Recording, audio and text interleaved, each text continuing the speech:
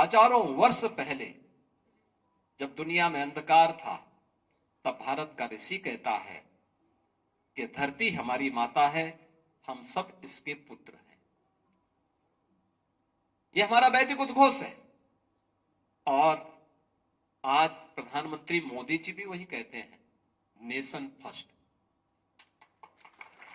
यानी हर भारतवासी के लिए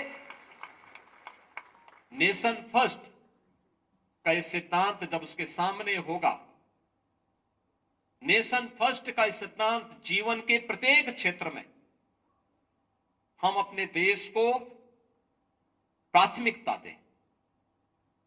हमारा जो कुछ भी है, कोई शिक्षा के क्षेत्र में होगा, कोई प्रशासन के क्षेत्र में होगा, कोई समाज सेवा के क्षेत्र में होगा, कोई स्पोर्ट्स के क्षेत्र में होगा, कोई कला के क्षेत्र में होगा, कोई कृषि के क्षेत्र में होगा, कोई अलग अलग जीवन के अलग अलग क्षेत्रों में होंगे, लेकिन सबका लक्ष्य नेशन फर्स्ट होना चाहिए, राष्ट्र प्रथम होना चाहिए।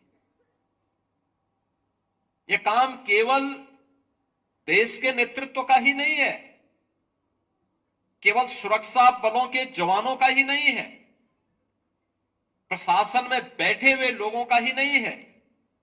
यह कार्य उससे भी महत्वपूर्ण एक शिक्षक का होना चाहिए। उसके लिए क्या है? राष्ट्र प्रथम है। राष्ट्र प्रथम के इस भाव के साथ जब वो कार्य करने लग जाएगा, तो वह जीवन के प्रत्येक क्षेत्र के लिए उस प्रकार की एक नई पीढ़ी को खड़ा कर पाएगा।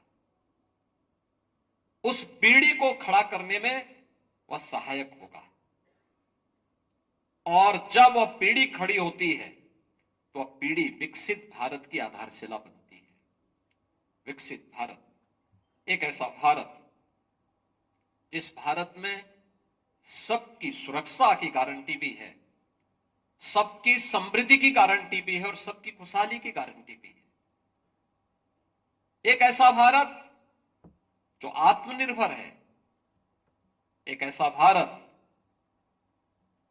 जो दुनिया को मार्गदर्शन और नेतृत्व देने की सामर्थ्य रखता है।